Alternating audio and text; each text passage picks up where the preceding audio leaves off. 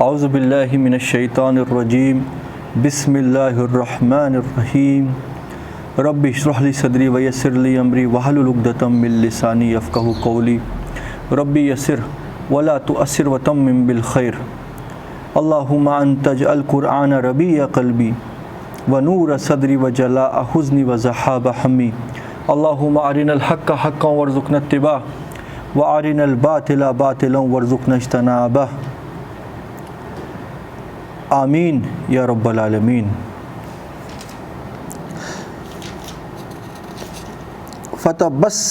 فتبسم ضاحکا من قولها قال رب اوزعنی ان اشکر نعمتک التی انعمت علی وعلی والدی وان اعمل صالحا ومن عمل صالحا ترضاه وادخلنی برحمتک فی عبادک الصالحین۔ فتفقد الطیر فقال ما لی ارى الہدہد ام کان من الغائبین۔ دیکھیے ہم نے اب جو کل آیت لاسٹ پڑھی تھی نا، اس میں اللہ تعالیٰ نے قرآن میں ہمیں یہ بات جو ہے نا بیان کر دی ہے کہ سلیمان علیہ السلام کی جو حکومت اللہ نے جو عطا کی تھی وہ بہت ایکسٹرا آرڈنری قسم کی سلطنت ان کے تابع داری میں اللہ تعالیٰ نے لگائی ہوئی تھی۔ دنیا کی ہر ایک مخلوق جو تھی، عاقل مخلوق تو چلو تھی، غیر عاقل مخلوق بھی سلیمان علیہ السلام کے اوبیڈینس میں لگی ہوئی تھی، یعنی پرندے، جاندار، چرندے، یہاں تک کہ چینٹیاں تک جو تھی وہ سلیمان علیہ السلام ان کے ساتھ کنورزیشن کر سکتے تھے، ان سے انفارمیشن لے سکتے تھے۔ آپ یہ سمجھو کہ سلیمان علیہ السلام کی جو انٹیلیجنس تھی، اللہ تعالیٰ نے ان کو کیا انٹیلیجنس ایمپلائیز دیے تھے، زمین اور آسمان کی تمام مخلوق۔ بہت ایکسٹرا آرڈنری چیز ہے یہ ہم لوگوں کے لیے گریسپ کرنا کہ یہ کیا ہوگا، مگر بہرحال جیسے میں آپ کو پہلے سے بتاتے جا رہا ہوں کہ بہت سی ایسی آیات ہیں کہ جو 1400 سال پہلے والے لوگوں کے لیے متشابہات تھی، جو زمین اور آسمان کی سائنٹیفک جدید ریسرچ کے بعد ظاہر ہونی تھی۔ اس وقت وہ چیزیں بتا دی گئی ہمارے جو محمد صلی اللہ علیہ وسلم کے دور میں، جو صحابہ سچے ایمان والے تھے انہوں نے جوں کا تو تسلیم کر لیا ہے کہ نہیں۔ وہ تو راز آ کے اب کھل گیا کہ ان آیات کا کیا مطلب ہے، اور آج ہمارے لیے وہ معجزہ بن گیا جو اس وقت کے لیے آیات متشابہات تھی، یعنی ایسی آیات کی جن کا کلیئر کٹ جو ہے 100% شورٹی کے ساتھ کوئی میننگ نہیں جانتا، وہ اللہ کے راز ہوتے ہیں اس ٹائم، مگر with the passage of time جس زمانے اور جس صدی کے لوگوں کے لیے وہ معجزہ پیش کرنا تھا اس وقت وہ کھل گیا آٹومیٹک۔ مگر ابو بکر صدیق رضی اللہ عنہ ان کی شخصیت کے لیے تو وہ اللہ تعالیٰ کی طرف سے ایک آزمائش تھی کہ یہ جو چیز سنتے ہیں اس کے اوپر ایمان لاتے ہیں کہ نہیں۔ جیسے ایک بہت بڑی مثال ہے کہ جب نبی صلی اللہ علیہ وسلم کو معراج کے لیے لیا گیا نا، جس کا ذکر سورۃ بنی اسرائیل کے اندر آیا ہے پہلی آیتوں کے اندر، تو نبی صلی اللہ علیہ وسلم کو مسجد حرام سے مسجد اقصیٰ لیا گیا، ٹھیک ہے، اس کے بعد پھر ساتویں آسمان پہ لیا گیا۔ قرآن میں یہیں تک آیا ہے کہ من المسجد الحرام الی المسجد الاقصیٰ اقصی التی بارکنا لہ، ایسی دور مسجد جہاں اللہ تعالیٰ نے برکتیں رکھ دی۔ تو جب یہ سارا قصہ، یہ سارا ٹور پروگرام نبی صلی اللہ علیہ وسلم کا مکمل ہوا، پھر مکہ میں آ کے جب انہوں نے یہ بات فرمائی، لوگ ہنسنے لگے، بولنے لگے دیکھو ہم کہتے نہیں تھے کہ محمد معاذ اللہ دیوانہ ہو گیا ہے، یہ کہتا ہے کہ میں ایک ہی رات میں زمین اور آسمان کے چکر کاٹ کے آیا، ارے مسجد اقصیٰ جانا بھی جو ہے ایک رات کا، یہ تو کئی دنوں کا سفر ہے، کیونکہ اس وقت سفر کرنے کے لیے کوئی جیٹس تو تھے نہیں۔ تو ہم کہتے نہ تھے کہ محمد معاذ اللہ ثم معاذ اللہ دیوانہ ہو گیا۔ منافق لوگ اور کافر لوگ یہی کچھ کہہ رہے تھے، منافق تو مکہ میں تھے ہی نہیں، کافر لوگ۔ یہی بات کوئی ابو بکر صدیق کو بتانے چلا گیا کہ دیکھو ابو بکر صدیق محبت کا دیوانہ ہو چکا ہے، بالکل ان کے لیے تن من دن لٹانے کو تیار ہے، وہ بڑا عقل مند انسان، ذرا اس سے یہ بات کہتے ہیں کہ دیکھو جس کے پیچھے تم لگے ہو وہ کیسی باتیں کر رہا ہے۔ تو کوئی ابو بکر صدیق کے پاس شخص گیا، کہنے لگا کہ اے ابو بکر، کیا اگر کوئی شخص ایسا کہے کہ میں ایک رات مکہ سے یروشلم گیا تو تم مان لے گا؟ تو ابو بکر صدیق نے فرمایا بالکل نہیں، کہاں پاسبل ہے؟ تو کہتا ہے مگر محمد تیرا جو بڑا شفیق دوست ہے جس کی تو پیروی کر رہا ہے، وہ اس نے کچھ ایسا ہی کہا ہے۔ ابو بکر صدیق فرماتے ہیں اگر محمد صلی اللہ علیہ وسلم نے کہا تو 101% میں اس پہ ایمان لے کے آتا ہوں اور کسی کی بات میں نہیں مانوں گا، مگر اگر محمد صلی اللہ علیہ وسلم کی زبان سے بات نکلی ہے تو میں 101% گارنٹی دیتا ہوں کہ وہ حق بیان ہوا ہے۔ تو اس انسان کا جو دوسرا شخص تھا اس کا منہ کالا ہو گیا، یعنی کہ ایمان جو تھا وہ بالکل مضبوط تھا، چاہے سمجھ آئے یا نہ آئے۔ تو ہم لوگوں کے لیے تو بہت آسانیاں ہو چکی ہیں، اب قرآن کے راز تو آٹومیٹک کھلتے گئے۔ یہ جو ہے نا، یہ ریپلیسمنٹ ہے نبی کریم صلی اللہ علیہ وسلم کی شخصیت موجود ہونے کی۔ اس وقت کے لوگوں کے لیے پلس پوائنٹ یہ تھا محمد صلی اللہ علیہ وسلم ان کے پاس موجود تھے، تو لہٰذا وہاں کا جو پازیٹیو پوائنٹ تھا نا ان کے لیے، وہ وہاں پہ تھوڑی سی اللہ تعالیٰ نے ان کے لیے یہ امتحان سخت کر دیا آیات کی شکل میں کہ یہ آیات جو ہے متشابہات، یہ آگے جا کے کھلنی ہے، تمہارے لیے امتحان ہے۔ ہم لوگوں کے لیے نیگیٹو پوائنٹ کیا ہے؟ نبی صلی اللہ علیہ وسلم ہمارے بیچ میں موجود نہیں ہے، مگر قرآن کا جو دوسرے پہلو کا موضوع ہے وہ ہمارے لیے پازیٹیو پوائنٹ بن گیا۔ عدل اور انصاف دیکھو کیا ہے، اس وقت کی قوم کو بھی ہر کچھ نہیں ایسا مل گیا کہ جو آج کی قوم کو نہ ملے۔ نبی کریم صلی اللہ علیہ وسلم کا ساتھ ان کے لیے خود ایک بہت بڑا معجزہ تھا کہ ایسی شخصیت تمہارے بیچ میں موجود ہے، تمہیں اور کون سا معجزہ دیکھنا ہے؟ تو پھر تو قرآن نازل ہوا ہی ہوا، یہ بھی معجزہ ہی معجزہ تھا، مگر اس کا ایک پہلو خالی اس جنریشن کے لیے جس نے نبی کریم صلی اللہ علیہ وسلم کو دیکھا نہیں۔ تو مگر ہمارے لیے بھی تو کچھ نہ کچھ امتحان ہو۔ اب اگر میں پرسنلی میری بات آپ کروں، میں تو بالکل 100% تسلیم کرتا ہوں کہ پرندوں نے کس طریقے سے بات کی ہوگی۔ میں نے تو آپ کو ایگزامپل بھی کل دی کہ ایک انسان، یہ جو چینٹیوں کی جو کنورزیشن ہے وہ کتنی اسٹرانگ ہوتی ہے۔ آج سائنس نے یہ پروف کیا، چینٹیاں جو سگنلنگ بھیجتی ہیں ایک دوسرے کو، جس حساب سے کنورزیشن کرتی ہیں ایک دوسرے کے ساتھ، وہ کتنا ایفیشینٹ میکینزم ہے۔ تو جب سلیمان علیہ السلام نے چینٹیوں کی وہ بادشاہ پہچان لی اور ڈی کوڈ بھی کر لیا، اللہ نے ان کو سب کچھ سکھا دیا تھا، تو ان کے چہرے کے اوپر مسکراہٹ آ گئی کہ اے میرے پروردگار، تو نے مجھے کتنی کیپیسٹی عطا کر دی کہ ایک چینٹی تک کی بات میں سمجھ پا رہا ہوں۔ تو یہ تو الحمدللہ A to Z جو ہے میں سمجھ پا رہا ہوں اس بات کو کہ کیسے وہ بات ہو گئی، اس پہ ایمان ہے۔ مگر اگر کوئی زیادہ بریلینٹ دماغ والے لوگ ہیں، ہے نا، جن کی زیادہ سائنٹیفک، جو اپنے آپ کو سمجھتے ہیں جی، ہیضہ جن کو سائنس کا ہے، اگر وہ اس چیز کو نہیں بھی سمجھ پا رہے ہیں کہ چینٹی کی بات کیسے سمجھ لی، تو ان کے لیے متشابہات ہے کہ نہیں؟ تمہارے لیے کوئی یہ چیز سمجھ لینا کہ چینٹیوں کی بادشاہ کس لینگویج میں ڈی کوڈنگ کیسے ہوئی اور کیا نہیں ہوا، تو یہ اگر سمجھ سکتے ہو تو سمجھتے رہو، ہے نا۔ تو اگر اس میں ڈاؤٹ ہے تو کیسے بات ہوتی ہے اس پہ ایمان رکھو کہ قرآن میں آ گئی تو بالکل حق ہے۔ جس طریقے سے ہم پھر یہ ان کے لیے میرے لیے متشابہات نہیں ہے یہ آیت، مگر بہت سے سائنٹیفک، جدید سائنٹیفک دماغ رکھنے والے لوگ ہو سکتا ہے ان کے لیے متشابہات ہو، مگر پھر بھی ایمان تو رکھنا ہی ہے۔ تو لہٰذا چینٹیوں تک کی بات جب سلیمان علیہ السلام سمجھ گئے، اور چینٹیاں کیا آپس میں کہہ رہی تھی، ایک چینٹی نے باقی چینٹیوں کو کہا اے چینٹیوں اپنے بلوں میں داخل ہو جاؤ، سلیمان اور اس کا لشکر آ رہا ہے، کہیں انجانے میں تمہیں کچل نہ دے، اور اس کو شعور بھی نہیں ہوگا کیونکہ تم اتنی ننھی جانے ہو۔ وہ چینٹی نے کتنے دور سے بات کی ہوگی، اور یہ کوئی ساؤنڈ ویو سے بات نہیں ہوئی ہوگی۔ اگر ساؤنڈ ویو سے بات ہو تو ساؤنڈ ویو اتنی دور سے اتنی مائنیوٹ چیز کی اس کو بھی بڑھایا جا سکتا ہے اللہ، مگر جنرلی یہ سگنلنگ ہے کوئی چینٹیوں کی، جو کیمیکلز کے ذریعے سے وہ سگنل بھیجتے ہیں، ہے نا۔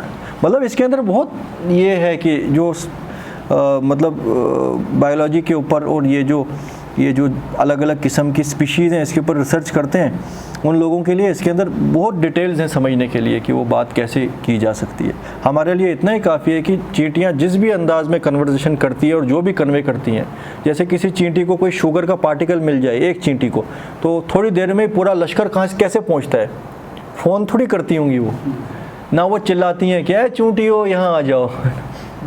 وہ کچھ الیکٹرو میگنیٹک کیا ہے اللہ علم، مگر سگنل کتنا پرفیکٹ ہے کہ آؤ یہاں چینی ہے. بات تو یہی وہاں پہنچی نا، یہاں کھانے کی کچھ چیز ہے. تو پھر لشکروں کے لشکر وہاں چینٹیوں کی فوجیں پہنچ جاتی ہے. تو اس کے بعد پھر چینٹیوں کے ذکر کے بعد آیا کہ سنیے، فقد الطیر فقال ما لی لا اری الہدہد. سلیمان علیہ السلام کے لیے ہر اسپیشی، ہر جاندار، ہر پرندے چرندے اور زمین کے وحشی جانوروں کی قطار در قطار پریڈوں میں وہ لگے ہوتے تھے. وہ بس حکم کے تابع ہوتے تھے کہ کیا حکم ہمیں سلیمان دے دے. ایسا ہی کوئی مسئلہ تھا، سلیمان علیہ السلام اس وقت پرندوں کی اٹینڈنس لے رہے تھے. پرندوں کی دنیا ہے نا، کنگڈم آف برڈز وہ بھی ان کے اندر تھا، اینیمل کنگڈم وہ بھی ان کے اندر تھا، کنگڈم آف جنس وہ بھی ان کے اندر تھے. یہ کنگڈم آف سلیمان کے تابع تھے سارے. تو طیروں کی، پرندوں کی اٹینڈنس چل رہی ہے، ان سے پوچھ گچھ چل رہی ہے جو بھی کام ان کو سونپا ہوگا. فرماتے ہیں سلیمان علیہ السلام فقال ما لی لا اری الہدہد، میں اس ہدہد کو نہیں پاتا. سارے پرندے تو حاضر کیے گئے ہو مگر وہ ہدہد کہاں ہے؟ وہ کوئی ایک پرندہ مسنگ تھا. ام کان من الغائبین، کیا وہ ہے غائبوں میں سے؟ کیا he is absent? How dare he is absent. سلیمان علیہ السلام کا حکم ہے پرندوں کو اس وقت یہاں جمع ہونے اور ہدہد غائب ہے. How is it possible? اور یہ بڑے ڈسپلن اور اطاعت کے ساتھ پھر یہ حکومتیں چلتی تھی ان کی. یہ کوئی ایسا لینینسی وہاں نہیں تھی. خاص کر اینیمل کنگڈم میں کوئی لینینسی نہیں ہے. اینیمل کنگڈم اگر دیکھا جائے نا ایک لحاظ سے بڑا زیادہ محسوس ہوتا ہے، کرول بھی ہے، پتھر دل بھی ہے. جب آپ کسی شیر کو نوچتا دیکھتے ہو، کسی ہرن کو، ہے وہاں پہ کوئی شفقت اور محبت، یا یہ کوئی ڈیلے کر دیا جائے یا کچھ چیر پھاڑ کے کچھ ایسے جنگلی کتوں کی اسپیشیز ہیں وہ زندہ ہی کھانا شروع کرتے ہیں.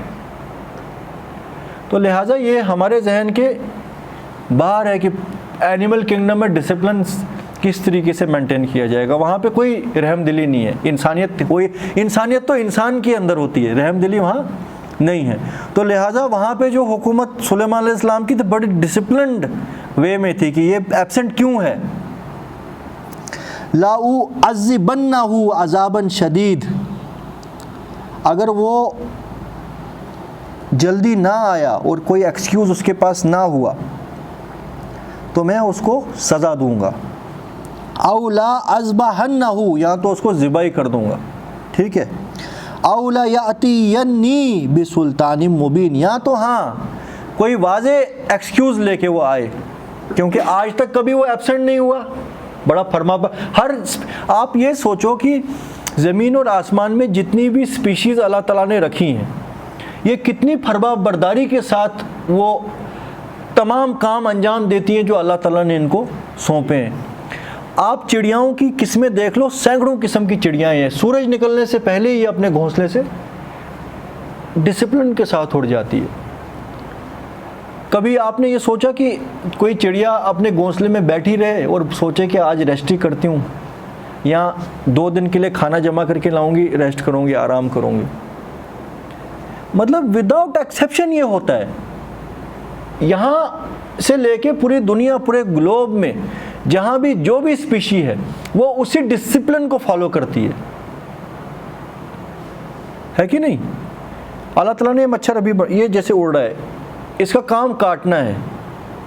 یہ چاہے جہاں جو مرضی انسان کرتا رہے اور جس مرضی ملک کا مچھر ہو اسی انداز میں کاٹے گا.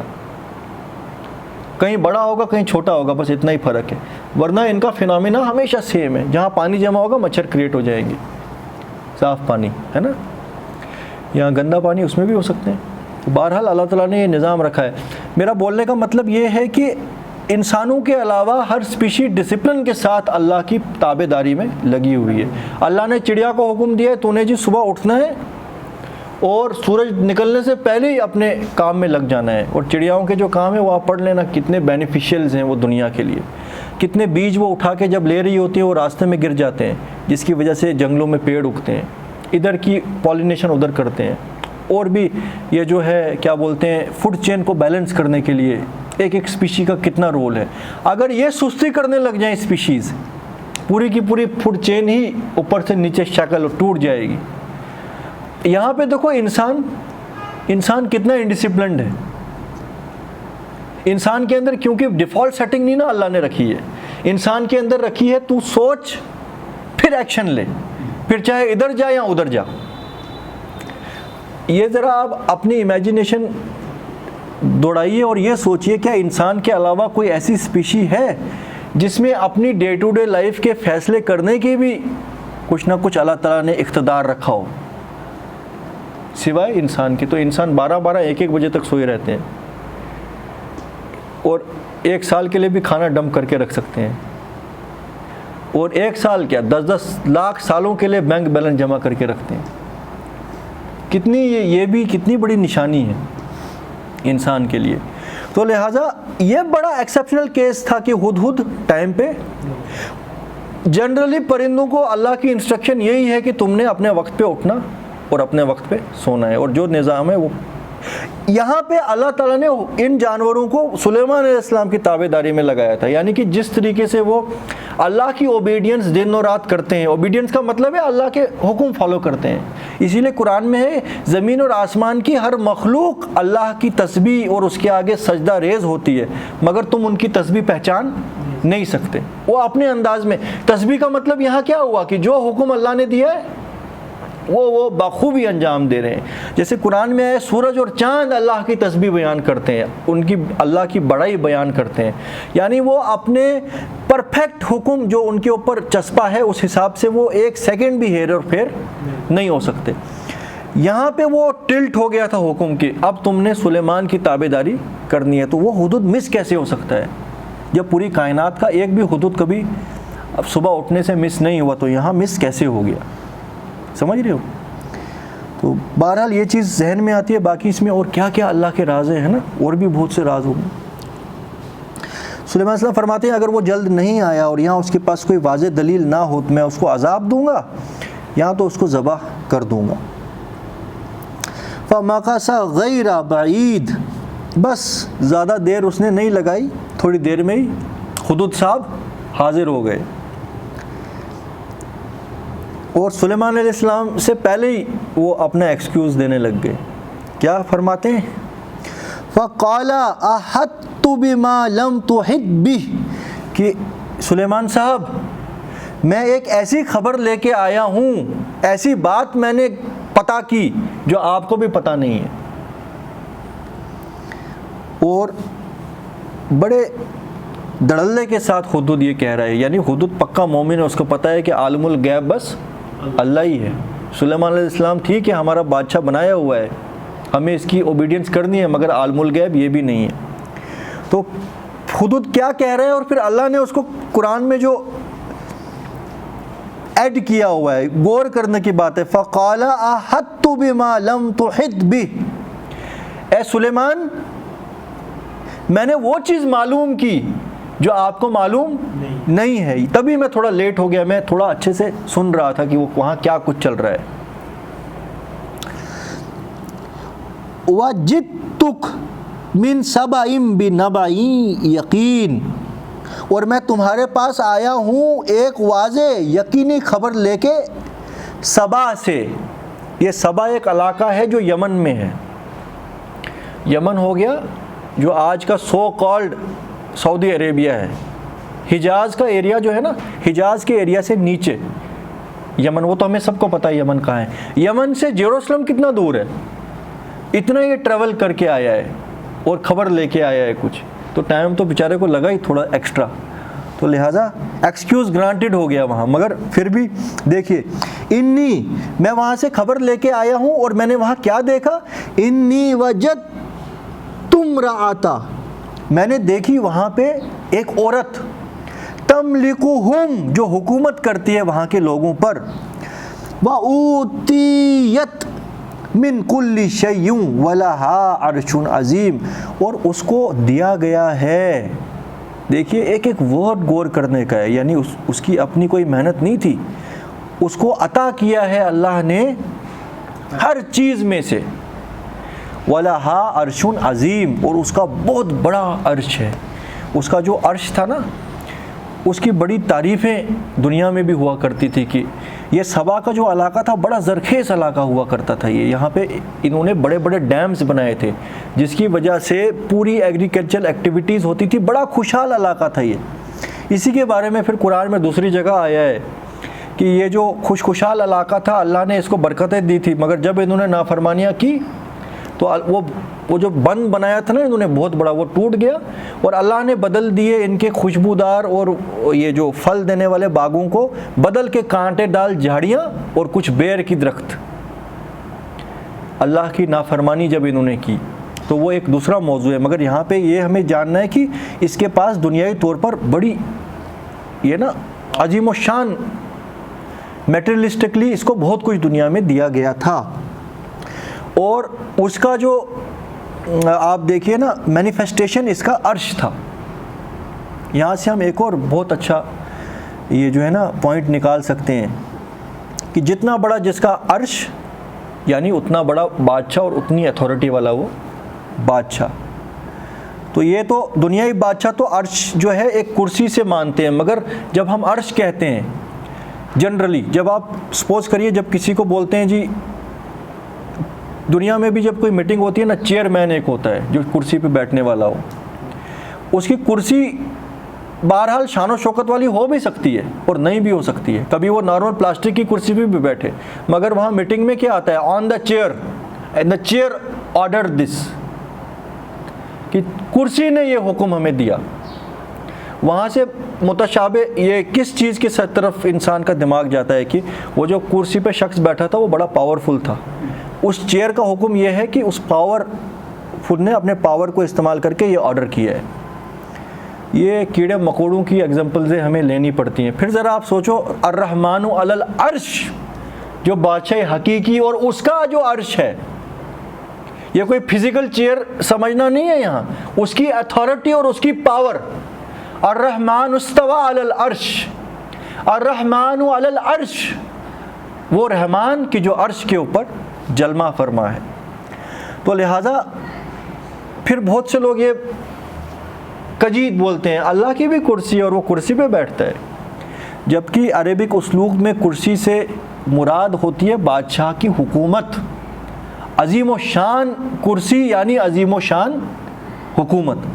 تو پھر رب العالمین جو بادشاہ حقیقی ہے اس کی عظیم و شان حکومت کی تم کیا اپنے دماغ میں گریسپ کر سکتے ہو، وہ کیا کیپیسٹی ہوگی اور اس کی کرسی کی کیا شان ہوگی. تو وَلَهَا عَرْشٌ عَظِيمٌ، اس ملکہ کے پاس ایک بڑا عرش تھا. یہاں سے بات پتہ لگتی ہے اس کی اتھارٹی بڑی اسٹرانگ تھی. اس کیس میں مگر اس کا تخت بھی بڑا نمونہ ایک تھا دنیا کے لیے کہ بڑے سونے ہیرے جواہرات سے جڑا ہوا تھا اور بڑا بھاری عرش تھا، اس کا اٹھانا پاسبل نہیں تھا. بڑے بڑے جو ہے نا لیبر فورس بھی اس کو ہلا نہیں سکتی تھی اپنی جگہ سے. تو سوچو تکبر بھی ہوگا نا اس میں بہت، رانی میں، کہ میں اتنی دنیا میں متا دی گئی ہوں، دنیا کا برتنے کا اتنا سامان میرے پاس ہے، سلطنت میرے قدموں میں ہے، ایگریکلچر ایکٹیویٹیز میرے قدموں کے تلے ہوتی ہے. دیکھیے حدود کیا کہہ رہا ہے، وَجَدْتُهَا وَقَوْمَهَا سَيَسْجُدُونَ لِلشَّمْسِ مِن دُونِ اللَّهِ وَزَيَّنَ لَهُمُ الشَّيْطَانُ أَعْمَالَهُمْ. میں نے یہ دیکھا کہ وہ جو عورت ہے وہ اور اس کی قوم اللہ کے سوا سورج کے آگے سجدہ کرتی ہے، کیونکہ شیطان نے ان کو بھٹکا دیا ہے. شیطان نے یہ سورج کو سجدہ کرنا ان کے لیے بڑا یہ مزین کر رکھا ہے یعنی بڑے سیٹسفائیڈ وہ محسوس ہوتے ہیں کہ یہ کام کرنے میں، جبکہ دیا سب کچھ اللہ نے تھا ان کو، شیطان نے ان کو لگا دیا غیر اللہ کے پیچھے۔ اور ایک اس کی موٹی مثال یہ ہے کہ وہ سورج کے آگے سجدہ کرتی تھی، من دون اللہ وزین لہم الشیطان اعمالہم، اور شیطان نے ان کے اعمال مزین کر لیے، فصد عنہم عن سبیلی، اور اللہ کے راستے سے ان کو روکا ہوا ہے، فہم لا یہتدون، اور وہ راستہ نہیں پاتے۔ اللہ یسجدوا للہ الذی یخرج الخبء فی السماوات والارض ویعلم ما تخفون وما تعلنون، اور اللہ کو کیوں سجدہ نہیں کرتے؟ اللہ وہ جو آسمانوں میں اور زمین میں چھپی ہوئی چیزوں کو نکالتا ہے، وَيَعْلَمُ مَا تُخْفُونَ وَمَا تُعْلِنُونَ، اور وہ سب کچھ جانتا ہے جو تم چھپاتے ہو، اور وہ سب کچھ جانتا ہے جو تم ظاہر کرتے ہو۔ یہ والا جو یہ پیچھے حدود کی بات آ رہی ہے نا، اس کے بعد یہاں سے آگے یہ اللہ سبحانہ و تعالیٰ کا کلام ہے، کیونکہ قرآن نازل کس پہ ہو رہا ہے؟ نبی کریم صلی اللہ علیہ وسلم پہ ہو رہا ہے نا۔ اس وقت بھی مشرکان مکہ اللہ کو چھوڑ کے کسی اور کی پیروی کر رہے، کسی بت کے آگے، کسی دیوی دیوتا کے آگے، کسی جن کو اللہ کا مد مقابل ٹھہرایا، تو ان کو بھی ساتھ ہی ساتھ کان پکڑائی ہو رہی ہے کہ اللہ کے علاوہ اور اللہ کو سجدہ نہیں کرتے۔ اللہ یسجدوا للہ یخرج الخبء فی السماوات والارض ویعلم ما تخفون وما تعلنون، کیونکہ یہاں آگے بات کیا آ رہی ہے؟ وہ سب کچھ جانتا ہے جو تم چھپاتے ہو، اور سب کچھ جانتا ہے جو تم ظاہر کرتے ہو۔ قرآن کا اسلوب بھی کچھ ایسا ہے۔ اس آیت کو آپ پچھلی آیت کے ساتھ لنک کر کے دیکھو، پھر بھی مفہوم نکلے گا، اور اس کو آئسولیٹ کر کے نکالو، ایک مفہوم نکلے گا، اور اگلی آیت کے ساتھ جوڑ کے دیکھو، ایک اور مفہوم نکلے گا، اور یہ سارے حق ہوں گے، سارے رہنمائی ہوگی، ساری گائیڈنس ہوگی۔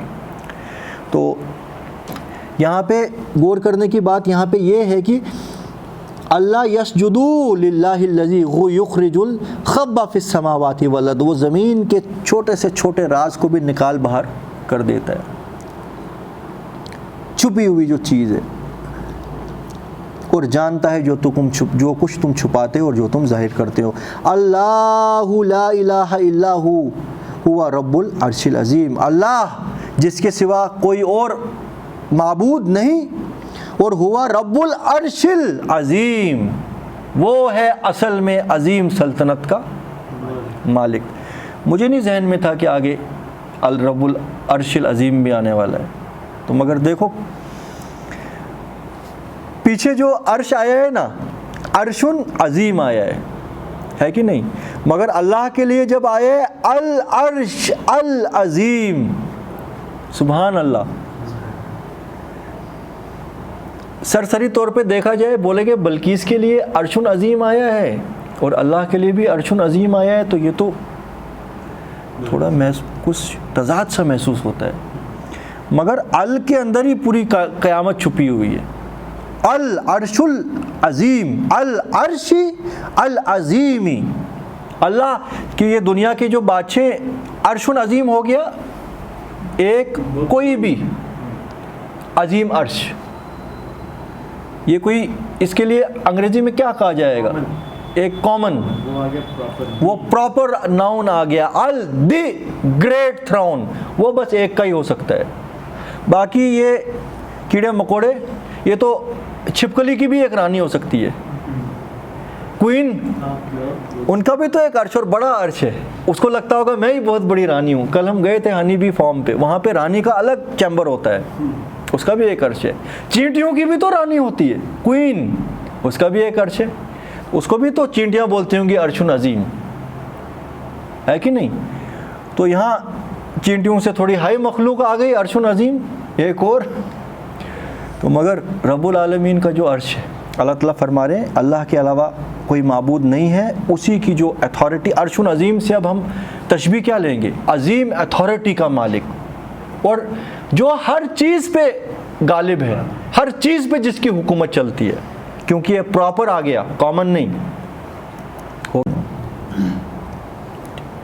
قالا سننظر اصدقت ام کنت من القاذبین، کہ سلیمان علیہ السلام فرماتے ہیں کہ ہدہد میں ذرا انویسٹیگیشن کروں گا کہ تو سچ کہہ رہا ہے یا تو جھوٹوں میں سے ہے، کہ کہیں ایسا تو نہیں ہے کہ تو جھوٹ کہہ رہا ہے۔ اذهب بکتابی ھذا، ایک کام کر، یہ میری طرف سے ایک چٹھی لے کے جا، فَأَلْقِیهْ إِلَيْهِ، اور یہ ڈال ان کی طرف، ثُمَّ تَوَلَّ عَنْهُمْ، اور پھر خود ان سے دور ہٹ کے دیکھ، فَانْظُرْ مَاذَا يَرْجِعُونَ، اور یہ دیکھ کہ وہ کیا خبر بھیجتے ہیں، یعنی وہ چٹھی ان کی طرف بھیج اور سائٹ پہ ہو جا، دیکھتے ہیں کہ وہ کیا ریسپانس کرتے ہیں۔ اب دیکھیں قرآن کا ٹیمپو جو ہے وہ ضروری باتیں بیان کر دیتا ہے۔ خود چٹھی لے کے گیا، چٹھی ڈالی، اور اس بلقیس آتا ہے روایتوں میں نام، سبا کی رانی بلقیس، اس نے چٹھی اٹھائی، وہ بیچ میں کچھ نہیں آیا ہے، سیدھے چٹھی اٹھائی، وہاں ذکر آ گیا، قالت یا ایھا الملأ انی القی الی کتاب کریم۔ مگر ایک چیز تھی بڑی یہ عقل مند قسم کی رانی، یہ اس کی طرح نہیں تھی پرشیا کے بادشاہ کی طرح، جو نبی کریم صلی اللہ علیہ وسلم کی چٹھی ایسی کریم چٹھی پھاڑ دی اور کہا کہ کیا اب یہ جو کیا بولتے ہیں بدوی لوگ ہمیں پرشیا کے بادشاہوں کو سکھائیں گے ہمیں کس خدا کو ماننا ہے۔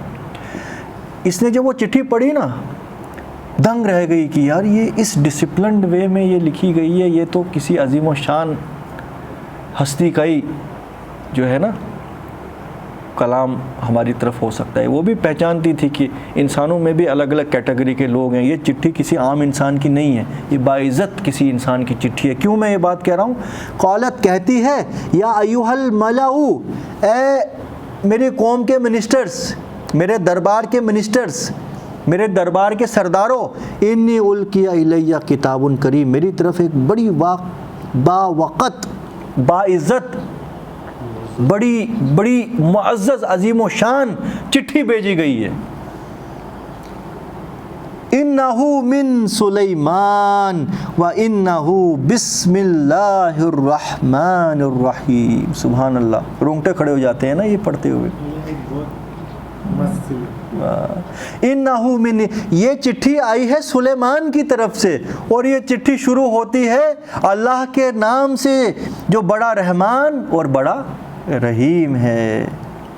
اللہ تعالو علی واتونی مسلمین، اور اس میں مجھے حکم دیا گیا ہے کہ سرکشی نہ کروں اور فرما بردار ہو جاؤں، اور فرما بردار ہو کے سرنڈر کر دوں سلیمان کے آگے۔